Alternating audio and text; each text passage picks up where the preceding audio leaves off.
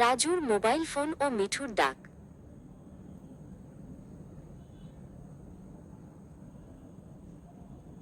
গাছপালা আর পাখির কিচিরমিচির শব্দে ভরা এক সুন্দর গ্রাম। রোদ ঝলমলে সকালে মিনা আর মিঠু বাইরে যাওয়ার প্রস্তুতি নিচ্ছে, কিন্তু ছোট ভাই রাজু ঘরের কোণে চুপচাপ বসে আছে। তার দুহাত দিয়ে ধরা একটি মোবাইল ফোন। সে গেম খেলায় এতই মগ্ন যে বাইরের পৃথিবীটার কথা সে একদম ভুলে গেছে। মিনা ঘরে এসে হাসি মুখে রাজুকে ডাকল। তার হাতে একটি সুন্দর লাল নীল ঘুড়ি। মিনা বলল, রাজু, চল বাইরে যাই। আজ বড় মাঠে ঘুড়ি ওড়ানোর প্রতিযোগিতা।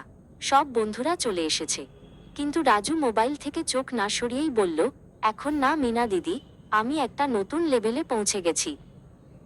বেশ কিছুক্ষণ পার হয়ে গেল। হঠাৎ রাজুর মনে হলো তার চোখ দুটো খুব জ্বালা করছে। সে চোখ পিটপিট করল, কিন্তু সবকিছু কেমন ঝাপসা দেখাচ্ছে।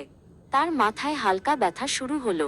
রাজু মোবাইলটা পাশে রাখল, কিন্তু তার চোখের সামনে তখনও গেমের রঙিন আলো নাচছে। এমন সময় পোষা টিয়া পাখি মিঠু উড়ে এসে রাজুর কাঁধে বসল। মিঠু তার তীক্ষ্ণ গলায় বলল, কি হলো রাজু?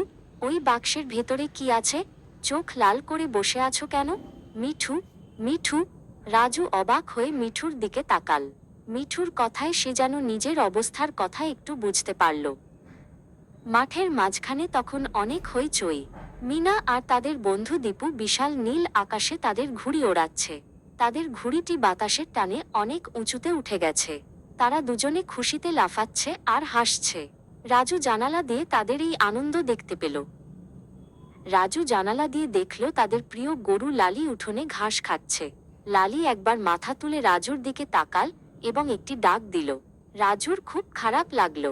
সে ভাবল, সে একা ঘরে এই ছোট্ট বাক্সের ভেতর কি খুঁজছে, যখন বাইরে এত আনন্দ আর বন্ধু অপেক্ষা করছে।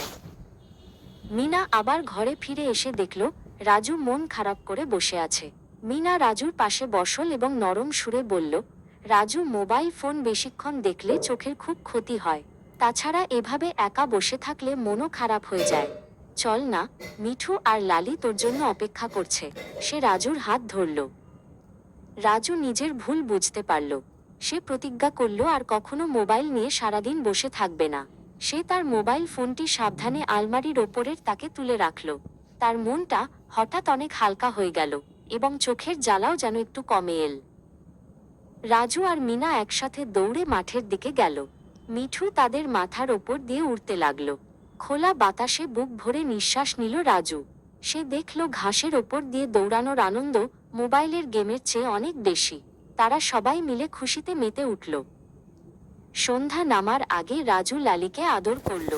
সে আজ বুঝতে পারল যে শরীর ও মন সুস্থ রাখতে হলে বাইরে খেলাধুলা করা আর পরিবারের সাথে সময় কাটানো খুব দরকার।